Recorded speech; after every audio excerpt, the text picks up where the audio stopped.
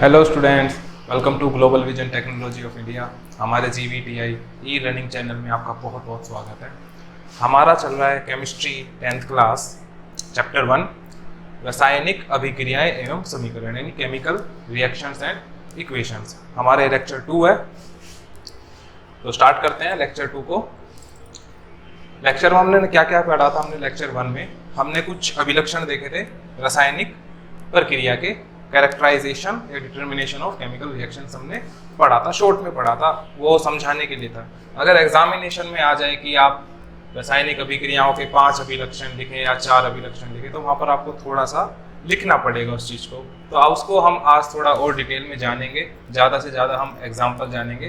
तो पहला अभिलक्षण जो हमने पढ़ा था वो था गैस का निकलना, रासायनिक अभिक्रिया का। तो आप वहाँ पर क्या लिखेंगे कि रासायनिक अभिक्रियाएं गैस के निकलने से अभिलक्षित होती हैं। ठीक है, अभिलक्षित होती हैं, अच्छी बात है, गैस का निकल जाएगा। ठीक है, इवोल्यूशन ऑफ गैस जो है, chemical reaction involve evolution of gas. तो वहाँ पर आपको एग्जाम्पल लिखना पड़ेगा। जितने ज़्यादा एग्जाम्पल्स आप याद रखें उतना बढ़िया है। तो एक एग्जाम्पल तो बड़ा सिंपल है, जो बड़ा कॉमन है कि जिंक के दाने जो हैं, जिंक के ग्रैनुअल्स जो हैं, उसको आप सल्फ्यूरिक अम्ल में डाल दें तो वहाँ पर ZnSO4 और हाइड्रोजन गैस आपकी निकल जाती है। तो ये तो बड़ा कॉमन एग्जांपल है जो बच्चे जनरली याद रखते हैं। इसके अलावा आप और क्या क्या कर सकते हो कि C+O2 gives you CO2। CO2 भी क्या है? आपका गैस ही है। इसके अलावा और भी आपके तमाम जो हैं एग्जांपल्स हो सकते हैं कि Na2CO3 सोडियम कार्बोनेट और सल्फ्यूरिक एसिड को आप रिएक्ट करा दें तो ये आपका CO2 गैस निकाल देता है। ठीक है, पूरी रिएक्शन याद करने की सबकी जरूरत नहीं कि आप सारी रिएक्शंस को याद रखना मारना स्टार्ट कर दें, नहीं। 2 एक रिएक्शन याद है बहुत है, और तीसरा एक एग्जांपल शब्दों में आप याद कर लीजिए। जैसे यहाँ लिखा है sodium carbonate when reacts with sulphuric acid then CO2 gas is evolved. इस तरीके से भी आप लिख सकते हैं। पूरी रिएक्शन रट्टा मारने की जरूरत नहीं है। जो टफ रिएक्शन लगे उसको छोड़ दीजिए। ठीक है, जो भी टफ रिएक्शन आपको लगे उसको छोड़ दीजिए पहले चैप्टर में। जब टफ रिएक्शंस का आपका टाइम आएगा तब उनको किस तरीके से आपको याद करना है वो सब ट्रिक्स बताई जाएंगी। ठीक है, तो ये था इवोल्यूशन ऑफ गैस का निकलना। दूसरा हमने जो अभिलक्षण पढ़ा था वो था अवक्षेप का बनना, यानी फॉर्मेशन ऑफ प्रेसिपिटेट। प्रेसिपिटेट क्या होता है कि जो सॉल्यूशन में जो सब्सटेंस अलग रह जाता है, वो इनसोल्यूबल होता है, किसी चीज में घुलता नहीं है, उसको हम प्रेसिपिटेट बोलते हैं। आगे हम देखेंगे और भी हम प्रेसिपिटेट के बारे में थोड़ा सा अच्छे से पढ़ेंगे। ये हम पढ़ रहे हैं कि अगर अभिलक्षण अभी डिटर्मिनेशन आ जाए केमिकल रिएक्शंस का कि किस तरीके से आप केमिकल रिएक्शंस को कैरेक्टराइज करोगे, डिटरमाइन करोगे, अभिलक्षण बताइए, तो वो आपको एग्जाम्स में लिखना हो, राइटिंग करनी हो आपको नंबर के लिए, मार्क्स के लिए, तो वो हम देख रहे हैं। ठीक है, तो कुछ रासायनिक अभिक्रियाएं अवक्षेप के बनने से अभिलक्षित होती हैं। Some chemical reactions are characterised by formation of precipitate. ये आपको एक लाइन लिखनी है। दूसरा क्या लिखेंगे? हम एग्जांपल लिखेंगे। एग्जांपल आपको याद होना चाहिए। प्रेसिपिटेट का एग्जांपल BaSO4 होता है। दूसरा एग्जांपल याद कर लीजिए PbI। तो ये तो बड़ा कॉमन आपका अवक्षेप है। इसके 3-4 रिएक्शंस हैं, आप कोई सा भी लिखिए। ठीक है, तो एक तो हम पढ़ ही चुके हैं Na2SO4 प्लस BaCl2, ये बड़ा कॉमन एग्जांपल है। ठीक है, दूसरा क्या है? Na की जगह आप हाइड्रोजन को लिख दीजिए और BaCl2 बनेगा। जो आपका अवक्षेप या प्रेसिपिटेट वो BaSO4 ही बनेगा। मैं पूरी रिएक्शन नहीं लिख रहा हूँ, ये हम कर चुके हैं। और भी जैसे इसकी जगह आप CuSO4 लिख दीजिए, BaCl2। तो तमाम आप एक ही प्रेसिपिटेट के तमाम एग्जांपल्स लिख सकते हैं। आगे चलते हैं। रंग में परिवर्तन होना, 2 केमिकल को मिला दे अगर हम, तीसरा केमिकल तैयार होगा, उसका रंग अलग हो सकता है। तो एग्जांपल जो आपको याद रखने हैं, KMnO4 का याद रखिए।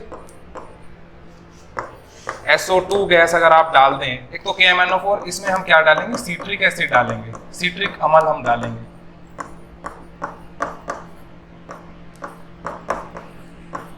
अगर हम ये डाल दें, इसका कलर याद रखिए, वॉयलेट कलर होता है।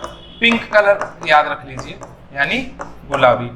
गहरा गुलाबी होता है वैसे, पर गुलाबी भी चल जाएगा, पिंक कलर भी चल जाएगा। तो सिट्रिक एसिड अगर इसमें आप डाल दें तो इसका गुलाबी रंग जो है वो गायब हो जाएगा, उड़ जाएगा मतलब डीकलराइज हो जाएगा, गायब हो जाएगा। ठीक है, उड़ते हुए दिखाई नहीं देगा, कलर उड़ते हुए दिखाई नहीं देता।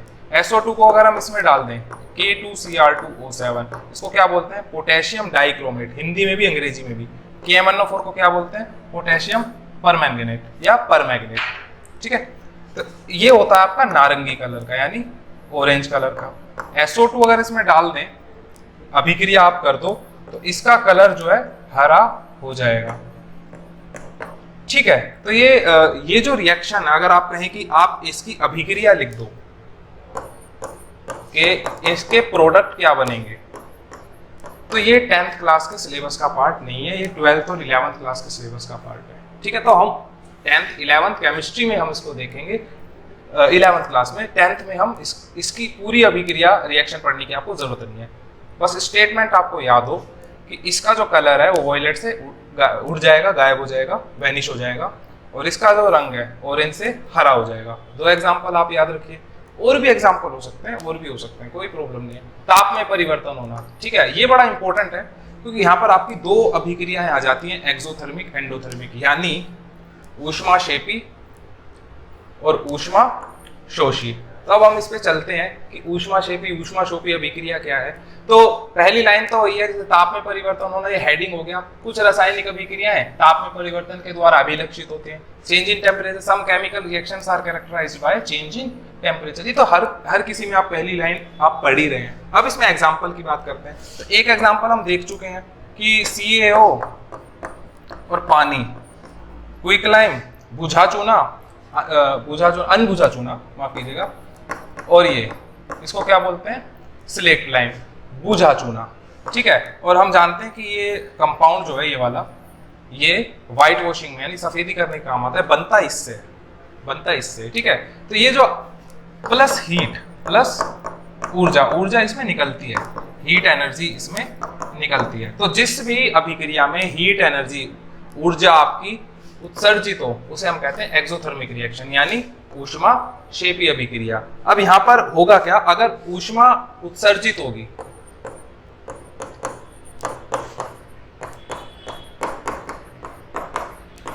होगी, यानी हीट एनर्जी इवॉल्व होगी, तो उस रिएक्शन को तो हम एक्सोथर्मिक यानी ऊष्माक्षेपी अभिक्रिया बोल देंगे। दूसरा प्रश्न वो क्या पूछेगा कि ताप बढ़ता क्यों है? अगर पूछे व्हाट इज एक्सोथर्मिक रिएक्शन, आप बोल देंगे the reaction in which heat is evolved. ऊष्माक्षेपी अभिक्रिया क्या है? वो अभिक्रिया जिसमें ऊष्मा उत्सर्जित होती है। ये तो डेफिनेशन हो गया। अब सवाल ये उठता है कि ताप कैसे बढ़ रहा है? ताप इसीलिए बढ़ रहा है, टेम्परेचर आपका क्यों बढ़ रहा है भैया? टेम्परेचर आपका इसीलिए बढ़ रहा है क्योंकि ये जो अभिक्रिया है क्या है? एक्सोथर्मिक है, ऊष्माक्षेपी है, हीट निकल रही है, तो टेम्परेचर तो अपने आप बढ़ेगा ही। आप ये रिएक्शन को अगर किसी बीकर में कर दें तो बीकर जो है वो गर्म हो जाएगा, आपका जो बर्तन है वो गर्म हो जाता है। ठीक है, तो उस क्यों गर्म हो रहा है? उसका टेम्परेचर, उसका ताप जो है बढ़ गया। क्यों बढ़ गया? क्योंकि अभिक्रिया क्या है? एक्सोथर्मिक है, ऊष्माक्षेपी है। अब सुनिए, इसको ध्यान से सुनिए जो मैं बोल रहा हूँ। ताप बढ़ रहा है इसलिए ऊष्माक्षेपी अभिक्रिया है, ऊष्माक्षेपी अभिक्रिया है इसीलिए ताप बढ़ता है। तो दोनों एक दूसरे को कंपनसेट करते हैं। दोबारा सुनिए, ताप बढ़ रहा है इसीलिए ऊष्माक्षेपी अभिक्रिया है, temperature is increasing so it is exothermic reaction. Why, और दूसरी बात मैंने क्या बोली?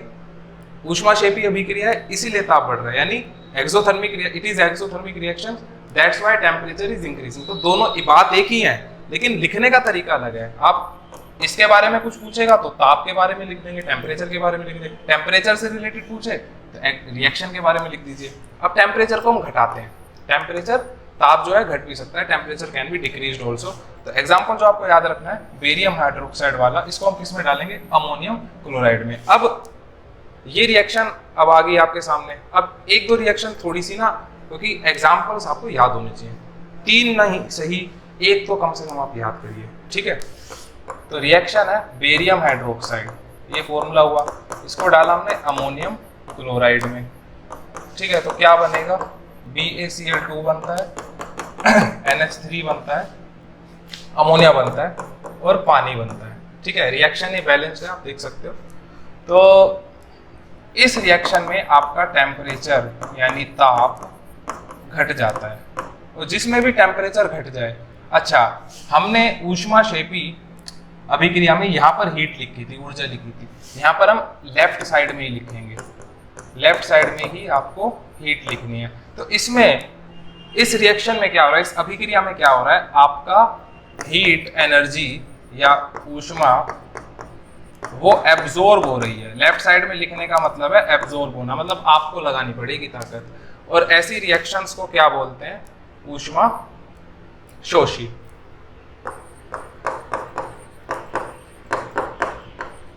यानी एंडोथर्मिक, जिसमें हीट आपकी एब्जॉर्ब हो। एक्सोथर्मिक में हो रहा था हीट इवोल्व हो रही थी, एंडो में क्या होगा, हीट एब्जॉर्ब होगी, ऊष्मा शोषी। तो इसमें ताप क्या होता है, घट जाता है। अब वही बात, एंडोथर्मिक रिएक्शन क्यों है, ऊष्मा शोषी अभिक्रिया क्यों है, क्योंकि ताप घट रहा है, टेम्परेचर डिक्रीज हो रहा है, टेम्परेचर घट रहा है, इसीलिए ऊष्मा शोषी अभिक्रिया है। वही वाली बात है, एक दूसरे को कंपनसेट करना। ठीक है, तो एग्जाम्पल याद रखिए और ये याद रखिए, डेफिनेशन आप देख सकते हो कि अभिक्रिया ऊष्मा शोषी अभिक्रिया है क्योंकि इस अभिक्रिया में ऊष्मा शोषित होती है, एब्जॉर्ब होती है। समझ रहे हैं, this reaction is an endothermic reaction because heat is absorbed in this reaction. और उसको याद रखिए आप एग्जाम्पल को। चलिए आगे बढ़ते हैं। अवस्था में परिवर्तन होना यानी चेंज इन स्टेट होना। तो some reactions are characterised by change in state. कुछ रासायनिक अभिक्रिया अवस्था में परिवर्तन द्वारा अभिलक्षित होती है। हर किसी में आप पहली लाइन पढ़ रहे हैं। तो मोमबत्ती वाला तो बड़ा कॉमन एग्जांपल है जो लिखा हुआ है। दूसरा एग्जांपल क्या हो सकता है कि पानी लीजिए सॉलिड स्टेट में, इसको हम क्या बोलते हैं, बर्फ, ठोस में यानी आइस। और हम ये जानते हैं अगर बर्फ को आप ऐसी छोड़ दें, रख के छोड़ दीजिए, तो क्या बन जाएगा, लिक्विड बन जाएगा। लिक्विड क्या बोलते हैं, H2O को वाटर बोलते हैं, पानी बोलते हैं या जल बोलते हैं, जो भी हिंदी में आप लिखते हैं, पानी या जल जो भी लिखते हैं। तो ये आप देख सकते हैं सॉलिड से लिक्विड बन गया। तो इस अवस्था, इस प्रोसेस को क्या बोलते हैं, इस प्रक्रम को क्या बोलते हैं, सॉलिड से लिक्विड बनने के प्रक्रम को क्या बोलते हैं, ठोस से द्रव्य बनने के प्रक्रम को क्या बोलते हैं, इसको बोलते हैं फ्यूजन। कॉमन भाषा में बोलते हैं इसे पिघलना। ठीक है, और आप ये जानते हो कि ये प्रक्रिया कौन से टेम्परेचर पे होगी, ये होगी 0 डिग्री सेल्सियस पे, that is melting point of water, जिस पे पानी पिघलता है। ये भी आप जानते होंगे। ठीक है, और एक और अवस्था ले लेते हैं हम कि अगर लिक्विड से आप इसको गैस बना दें। ठीक है, तो आप ये जानते हो लिक्विड से गैस, वाष्पीकरण इसको बोला जाता है, इवापोरेशन। और ये होगा आपका 100 डिग्री और 1 एटमॉस्फेयर दाब पर, temperature 100 degree Celsius and pressure is 1 atmosphere, है सिंपल 1 atm। ठीक है, इसको आप जानते हो। उल्टा भी हम कर सकते हैं, गैस से लिक्विड, गैस से सॉलिड, तो सबके अपने अपने नाम है प्रोसेस के, प्रक्रम के। आगे बढ़ते हैं। ये था कैरेक्टराइजेशन। अगर पेपर में आ जाए तो छाप दीजिएगा, लिख दीजिएगा, नंबर मत कटवाइएगा। ठीक है, एक एक चीज आपकी स्क्रीन पे दिख रही होगी, सब कुछ हमने करा है, वीडियो पोस्ट कर करके आप पूरा नोट्स वोट्स बना लेना। हम आगे बढ़ते हैं रासायनिक समीकरण पे, यानी केमिकल इक्वेशन। रासायनिक समीकरण को अंग्रेजी में कहते हैं केमिकल इक्वेशन। तो केमिकल इक्वेशन में हम, रासायनिक समीकरण में हम जो तत्व हैं यानी जो एलिमेंट्स हैं, अणु, परमाणु, एटम्स, मॉलिक्यूल्स, उनके सिंबल्स यूज करते हैं, यानी प्रतीक यूज करते हैं, उनके प्रतीकों का इस्तेमाल करते हैं। जैसे सोडियम कहीं लिख दे भाई, तो सोडियम थोड़ी ना लिखेंगे, हम उसको Na लिखते हैं, ये आप जानते हैं। तो सिंबलिक रिप्रेजेंटेशन, सिंबलिक और mathematical representation of chemical reactions that involve the use of formulas and symbols. रासायनिक अभिक्रिया को उसमें सम्मिलित पदार्थों के प्रतीकों और शब्दों की सहायता से निरूपित करने की विधि। ठीक है, तो उनके सिंबल्स अगर आप लिख दो, जैसे मैं कहूं, एक एग्जांपल ले लेते हैं, जैसे एग्जांपल ले लेते हैं कोई भी यार, मीथेन। लिख के कैसे देगा वो क्वेश्चन को, शब्दों में लिख के आपको दे सकता है कि भाई ये लिख के दे दिया आपको, मीथेन जलता है, कौन जलाएगा इसको, ऑक्सीजन जलाएगा, क्या बनाएगा, और ये उत्पाद बनाते हैं, अभिकारक हो गए हमारे, ये उत्पाद बनाते हैं, कार्बन डाइऑक्साइड और जल वाष्प बनाते हैं, इनको शब्दों में लिख देगा। ठीक है, तो मीथेन को पता होना चाहिए आपको, मीथेन क्या होता है, CH4 होता है। अभिकारक अगर जलेगा तो +O2 लिखेंगे, और उत्पाद जो इसने बनाए CO2 और H2O बनाया। ठीक है, बाद में बैलेंस करने के लिए कहेगा, तो सब हम करेंगे। तो शब्दों को प्रतीकों में चेंज कर दिया अगर आपने, तो वो रासायनिक अभिक्रिया रासायनिक समीकरण में परिवर्तित हो गई। अब चलते हैं हम बैलेंस्ड इक्वेशन यानी संतुलित समीकरण। तो संतुलित समीकरण में क्या होगा, लेफ्ट हैंड साइड में यानी अभिकारकों की तरफ, तो राइट हैंड साइड में यानी उत्पादों की तरफ जो परमाणुओं की संख्या है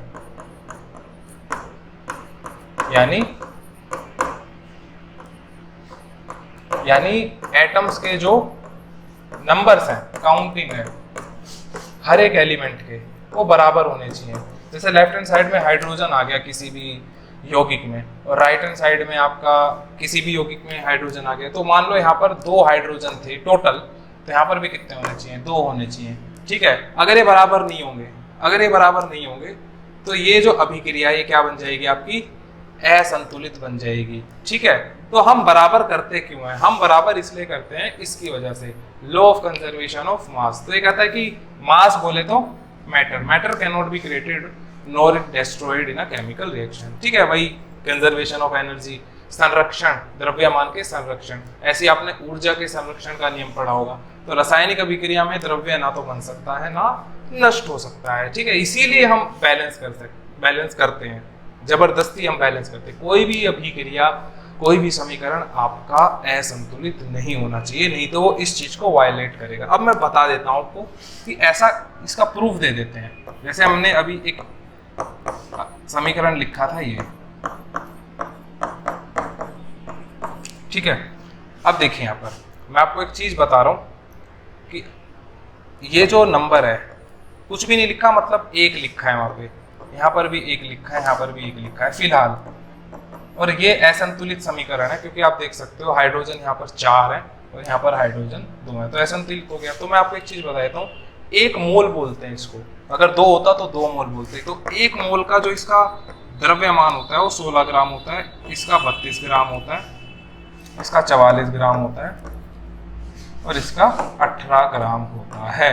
ठीक है, ये आपको समझने की जरूरत है। बस आप जिसने मोलर मास पढ़ा है उसको पता होगा, 9वीं क्लास में 9th में आपका मोलर मास था, तो आपको पता होना चाहिए। अच्छा, तो अगर हम इसको बैलेंस कर दें, इसको पहले संतुलित कर देते हैं फिर चेक करते हैं। पहले हम देखते हैं कि असंतुलित क्यों है। 16 + 32 हो रहा है 48 ग्राम, यानी अभिकारकों का जो टोटल मास है, टोटल द्रव्यमान है 48 है। राइट हैंड साइड में आप देख सकते हो रहा है 62 ग्राम, प्रोडक्ट साइड में, उत्पादों की साइड में 62 ग्राम है। अनबैलेंस्ड है, अनइक्वल है, बराबर नहीं है, तो बराबर करेंगे। हाइड्रोजन यहाँ पे कितने हैं? 4, यहाँ पर कितने हैं? 2, तो सबसे पहले तो आप यहाँ 2 लगाएंगे। ऑक्सीजन कितने हो गए? 4 हो गए। यहाँ पर ऑक्सीजन कितने थे? 2 थे, तो यहाँ पर 4 मत लगा दीजिएगा मिटा के, यहाँ पर 2 लगाएंगे। हम सिर्फ मोल्स मल्टीप्लाई कर सकते हैं, ऐड वैड कुछ नहीं करना। ठीक है, तो इसका 1 मोल का तो 16 ग्राम था, अब भी 1 मोल है। इसके 2 मोल हो गए, 1 मोल का 32 था तो 2 मोल का 64 हो गया। 1 मोल का 44 था, अब भी 1 मोल है 44। इसका 1 मोल का 18 था, 2 मोल का 36, गुणा करते जाइए। अब देखिए 80 आ गया और ये भी 80 आ गया। तो ये है द्रव्यमान के संरक्षण का नियम, इसीलिए बैलेंस करते हैं। प्रूव कर दिया हमने कि बैलेंस अगर होगा तो लेफ्ट साइड अभिकारकों का और राइट साइड उत्पादों का, प्रोडक्ट्स का और रिएक्टेंट्स का द्रव्यमान, मास सेम होगा। ठीक है, अब एक एग्जांपल ले लेते हैं और उसको बैलेंस करते हैं। ठीक है, एक क्वेश्चन ले लेते हैं आपका, श्वसन की प्रक्रिया यानी रेस्पिरेशन प्रोसेस, रटा होना चाहिए।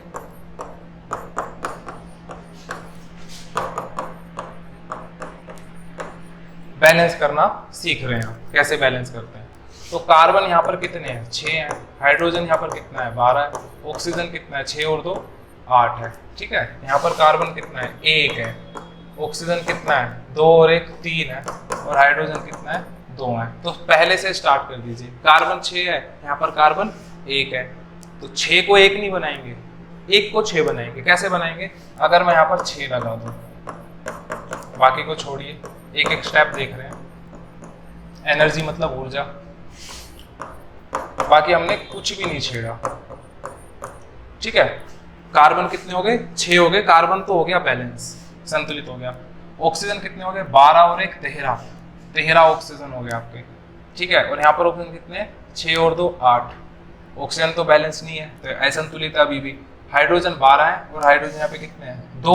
तो वही जो कार्बन के साथ जो कहानी हुई, यहाँ पर 6 थे, यहाँ पर 1 था तो 6 लगा दिया। हाइड्रोजन 12 है, यहाँ पर 2 है, तो 12 कैसे बनाएंगे? यहाँ पर भी 6 लगाते, हाइड्रोजन भी आपका बैलेंस हो जाएगा। ठीक है, तो हम ये तीसरा स्टेप था, आप बेशक एक स्टेप में कर दीजिए, कोई दिक्कत नहीं है। तो अब कार्बन हो गए आपके 6, हाइड्रोजन 12, ऑक्सीजन 8, बाईं तरफ कार्बन 6, हाइड्रोजन 12, ऑक्सीजन 12 और 6 18 हो गए, 18 आपके ऑक्सीजन हो गए, यहाँ पर 8 हैं। तो 8 और 18 ये एक दूसरे के टेबल में तो आते नहीं, एक दूसरे के पहाड़े में नहीं आते, 8 आप 18 नहीं बना सकते आपको।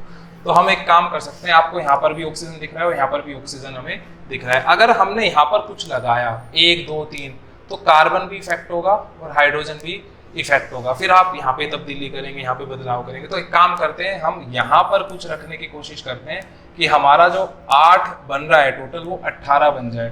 ठीक है, तो इसको तो हम छेड़ नहीं सकते, ये 6 ही रहेगा। तो 6 ऑक्सीजन में कितना ऑक्सीजन जोड़ें कि 18 बन जाए? तो आप जानते हो अगर 12 ऑक्सीजन जोड़ दें तो 18 ऑक्सीजन बन जाएगा। यानी हम एक काम करते हैं, इसको 12 ऑक्सीजन बना देते हैं। और 12 ऑक्सीजन कैसे बनाएंगे आप? अगर यहाँ पर आप 6 ऑक्सीजन लगा दें, अब आप देख सकते हैं 6 ऑक्सीजन और 12 ऑक्सीजन 18 हो गया, बाकी सब कुछ हमारा बैलेंस था। अब आप देख सकते हो कार्बन के अणु परमाणु सबकी संख्या क्या है? बराबर है। तो ये था एक इलस्ट्रेशन, एक उदाहरण था कि कैसे हम संतुलित करेंगे रासायनिक समीकरणों को, कैसे हम बैलेंस करेंगे केमिकल रिएक्शंस को, इक्वेशंस को। तो अच्छा लगा हो आपको, होप करते हैं, उम्मीद करते हैं तो अच्छा लगा हो। ठीक है, तो यहीं तक रखते हैं। नेक्स्ट वीडियो में, नेक्स्ट लेक्चर में हम और क्वेश्चंस करने वाले हैं, how to balance chemical equations, रासायनिक समीकरणों को किस तरीके से संतुलित किया जाए। ठीक है, तो बहुत सारे क्वेश्चंस करेंगे, पढ़िए आप अच्छे से, समझिए इसको, दोबारा पढ़िए। इतना टफ टॉपिक नहीं है, अगर इसमें भी डाउट आपको आ रहे हैं तो आपको काफ़ी मेहनत की ज़रूरत पड़ने वाली है। ठीक है, तो मिलते हैं आपसे अगले लेक्चर में। वीडियो पसंद आया तो आप लाइक कीजिए, शेयर कीजिए, कमेंट कीजिए जो भी आपके डाउट है। ठीक है, सब्सक्राइब कीजिए हमारे चैनल को। तो आपसे मिलते हैं हम नेक्स्ट लेक्चर में। Thanks for watching.